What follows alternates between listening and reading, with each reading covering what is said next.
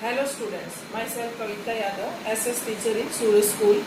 Today our topic class 9 का है हमारा lesson number 4 history, forest society and colonialism. इसमें हम अंग्रेजों के टाइम में हमारे देश में कितने फॉरेस्ट थे, अंग्रेजों ने किस पर्पज से वो फॉरेस्ट को काटे और उसके बाद कटने के बाद वहाँ के जंगल में रहने वाले लोगों के जीवन पे उसका क्या इफेक्ट्स पड़ा, ये सारी चीजें हम इस लेसन में पढ़ेंगे। सबसे पहले तो हम स्टार्ट करेंगे व्हाट इज डिफोरेस्टेशन। डिफोरेस्टेशन क्या होता है और उसके कॉजेज क्या है। सबसे पहले तो हम डिफोरेस्टेशन के बारे में एक्सप्लेन करेंगे। The disappearing of forest, forest का लुप्त होना यानी कि खत्म होना, disappearing of forest is called deforestation. ये तो हमारी डिफोरेस्टेशन की स्टेटमेंट होगी कि क्या होती है। उसके बाद हम पढ़ेंगे इसके कॉजेज क्या है कि डिफोरेस्टेशन कोई एक नई चीज नहीं है, अंग्रेजों के टाइम से ही डिफोरेस्टेशन चला आ रहा है। उससे पहले भी डिफोरेस्टेशन होता था लेकिन अंग्रेजों के टाइम में ये कुछ ज्यादा ही हो गया। उसका कारण क्या हुआ कि अंग्रेजों ने डिफोरेस्टेशन इतने ज्यादा क्यों की। सबसे पहले इसका कारण आता है लैंड टू बी इम्प्रूव।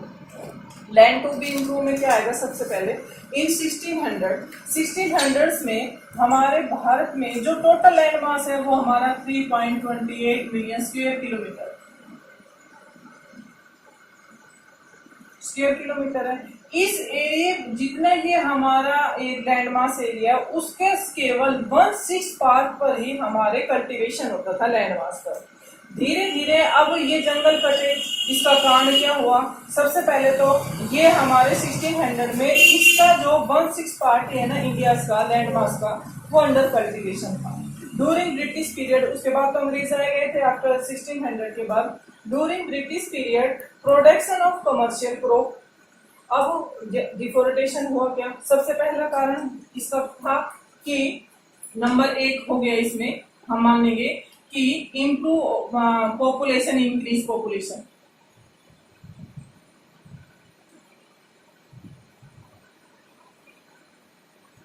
जो पॉपुलेशन बढ़ी हमारी फूड डिमांड बढ़ गई, फूड डिमांड बढ़ गई तो हमें अपने कल्टीवेशन एरिया को भी बढ़ाना पड़ेगा। तो सबसे पहले तो कि जो जनसंख्या बढ़ती गई हमारी फूड डिमांड वेंट अप होती गई। फूड डिमांड को हमने पूरा करने के लिए किसानों ने जंगल को काट दिया और उनको खेत बना दिया। अब ये तो काम हो गया, लेकिन उसके बाद क्या हुआ, अंग्रेजों को लगा कि इससे तो काम चलने वाला नहीं। उन्होंने किसानों को कहा कि तुम कमर्शियल क्रॉप उगाओ। कमर्शियल क्रॉप वो होती है जो हम सिर्फ बेचने के पर्पस के लिए उगाते हैं। जैसे इसमें आ गया हमारा जूट, शुगर, कॉटन। ये उन्होंने किस लिए किया कि हमारी इंडस्ट्रीज होगी उनके लिए रॉ मटेरियल चाहिए। रॉ मटेरियल के लिए हमें ये सब उगाना पड़ेगा तो इसके लिए हमें अपने खेत की बाउंड्री बढ़ानी पड़ेगी। खेत की बाउंड्री बढ़ाने के लिए हमें जंगल साफ करने पड़ेंगे। कमर्शियल क्रॉप को उन्होंने बहुत ज्यादा इंक्रेज किया किसानों को, और उसके बाद किसानों ने जंगल को काटा और उसके कारण यह हमारा डिफोरेस्टेशन है। उसके बाद तीसरा हमारे इसी में कारण बनेंगे, फर्स्ट सेकंड थर्ड। तीसरा ये बनेगा अर्बनाइजेशन। अर्बनाइजेशन, शहरों में लोग रहने लगे, शहरों का शहरीकरण होने लगा, शहरों में जनसंख्या बढ़ने लगी। अब शहर के लोग तो कल्टीवेशन करते नहीं है। अब गांव के जो किसान है उसी भी इस चीज का बर्डन आ गया कि भाई अब उनकी भी तो उन्होंने फूड डिमांड को कंट्रोल पूरी करना था। उनकी फूड डिमांड को भी पूरा करने के लिए उन्होंने जंगल को काटा। जंगल को काटने के बाद और उन्होंने उसमें खेती करनी शुरू कर दी। अब यह हमारा जहां पहले सिर्फ 1/6 पार्ट था, अब ये इस लैंड मास एरिया का 50% पार्ट पर हमारे कल्टीवेशन होने लगे। इतना पहले 1/6 था, 3.28 मिलियन में हमारा सिर्फ 1/6 पार्ट पर कल्टीवेशन होने लगा। लेकिन जो हमारी कमर्शियल क्रॉप बढ़ी, पॉपुलेशन बढ़ी, इन सब की डिमांड बढ़ी, अर्बनाइजेशन हुआ, इन सब के हमारे पूरा करने के लिए, फुलफिल ऑफ द डिमांड के लिए अब हमारे 50% एरिया पर कल्टीवेशन होने लगा। Now British thought that colonial period में कि जो फॉरेस्ट है ना वो अनप्रोडक्टिव है। फॉरेस्ट जो है वो अनप्रोडक्टिव है और कंसिडर एज बी वेलनेस। उन्होंने कहा कि फॉरेस्ट कोई काम की चीज नहीं है, जंगल तो ऐसे ही है और ये अनप्रोडक्टिव है, कोई फायदा नहीं है, यहाँ पे जंगली जानवर रहते हैं। ये उन्होंने ऐसी थिंकिंग बना दी और उन्होंने कहा कि अगर हम इन सबको साफ करके जंगलों को यहाँ पर खेती बाड़ी करेंगे तो हमारी इंडस्ट्रीज को रॉ मटेरियल भी मिल जाएगा, लोगों की फूड डिमांड जो वेंट अप हो रही है उसको हम फुलफिल भी कर सकेंगे। उन्होंने किसानों को कहा कि जंगलों को काटो और यहाँ पर खेती बाड़ी शुरू करो। इनके पीछे उनका एक मेन मोटो था, वो तो उन्होंने बताया नहीं कि क्या मोटो था। मोटो ये था कि भाई अब वो जमीन वो किसानों को दे देंगे, किसान कल्टीवेशन करेंगे, जो किसान क्रॉप्स उगाएंगे जैसे जूट उगा ली, सुगर उगा ली, कॉटन उगा ली, वो उनको ब्रिटिश को ही बेचनी पड़ती और किसी को दे नहीं सकते थे। तो पहला फायदा तो उनको ये होगा कि उनको रॉ मटेरियल इजिली से अवेलेबल हो गया।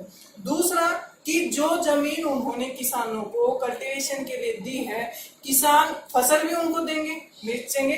दूसरी बात, वो टैक्स लगाते थे उस पर, रिन्यू देते थे, वो रिन्यू भी उनको तो डबल फायदा हो गया उनका डिसअपियरिंग का, कि रिन्यू भी देंगे, दे गेट रिन्यू आल्सो इससे। अब क्या हुआ कि 1818 से लेके और 1920 तक हमारा जो कल्टीवेशन एरिया था इंडिया में वो 6.7 मिलियन स्क्वायर किलोमीटर हो गया था, इतना बढ़ गया था। कहाँ 1/6 पार्ट पर हम कल्टीवेशन पे आए थे। अंग्रेज आए, अंग्रेजों ने सारी पॉलिसी लगाई, कमर्शियल क्रॉप किया, अपनी फूड डिमांड को पूरा किया, पॉपुलेशन बढ़ी उसकी डिमांड को पूरा किया, और जंगल कटते करते करते करते और वो कल्टीवेशन एरिया हमारा इतना बढ़ गया।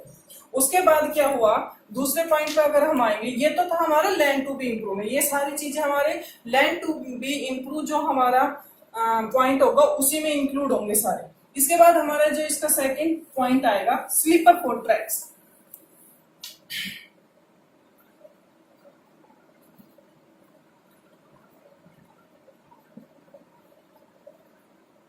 अब स्लीपर क्या होता है, मोस्टली तो बच्चे स्लीपर को और ही कुछ ढंग से सोच रहे होंगे, स्लीपर क्या होता है, स्लीपर क्या होता है। स्लीपर में बताते क्या होता है। सब बच्चों ने रेलवे लाइन देखी होगी, रेलवे लाइन के बीच में अब ये सीमेंट का होता है, सीमेंट के लगे होते हैं।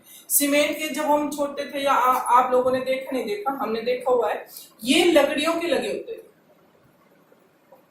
अब इतनी बड़ी रेलवे लाइन बिछी पूरे भारत में, कितने किलोमीटर में रेलवे लाइन बिछी, तो इसके लिए कितने जंगल कटे होंगे तब ये स्लीपर लगे होंगे इसके बीच। फिर हमारे इसके लिए 1 माइल के लिए 1700 से लेके 2000 स्लीपर की जरूरत होती थी। 1 मील स्लीपर के लिए, मतलब 1 मील रेलवे लाइन को बिछाएंगे तो उसमें 1700 से लेके 2000 स्लीपर की जरूरत होगी। और पूरे भारत में रेलवे नेटवर्क कितना था, तो यहां से अंदाजा लगा सकते हैं कि हमारे जंगल कितने कटे होंगे। अब स्लीपर फॉर ट्रैक में हम सबसे पहले देखेंगे कि इंग्लैंड में ओक फॉरेस्ट थी, डिसअपियर हो गए क्योंकि वहां पे नेवल फोर्स बहुत ज्यादा थी। भाई सबके लिए बोट शिप बड़ी बड़ी चाहिए थी नेवल फोर्स के लिए, तो उन्होंने वहां के ओक फॉरेस्ट काटे, अपनी जो नेवल फोर्स की उसकी सारी डिमांड पूरी कर दी। अब वहां के जंगल खत्म होने के बाद उनको लगा कि अब हमारी डिमांड कैसे पूरी होगी, तो उनका ध्यान इंडिया की साइड गया।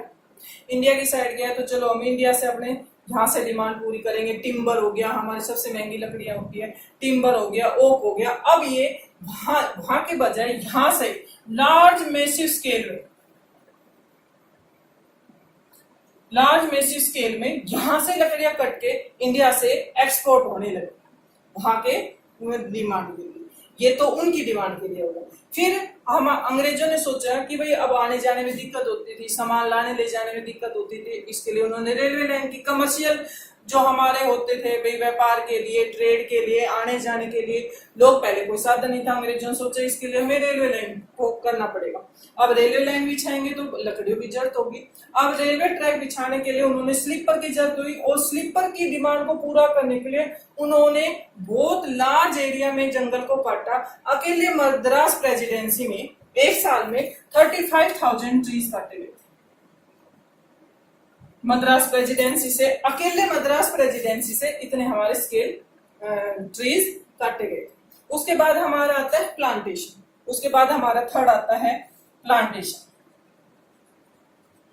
ये भी हमारे डिफोरेस्टेशन का एक कारण बना कि किसानों जब चाय कॉफी, ये अंग्रेजों की देन है हमारे भारत में, चाय होगी, कॉफी होगी, रबड़ होगी, इन्हें हम प्लांटेशन क्रॉप भी कहते हैं। अंग्रेजों ने किसानों को प्लांटेशन क्रॉप्स के लिए और कहा कि भाई आप प्लांटेशन क्रॉप्स करेंगे जो साल में एक बार उगाई जाती है, टी, कॉफी, रबड़।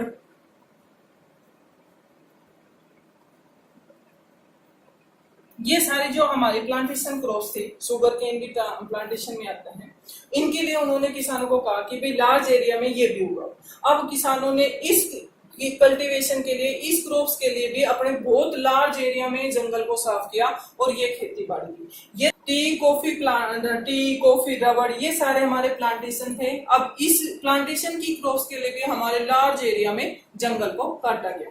ये तो थे आज हमारे कि डिफोरेस्टेशन क्या होता है और causes of deforestation. I think you will be understand this topic very well. Thanks, have a nice day.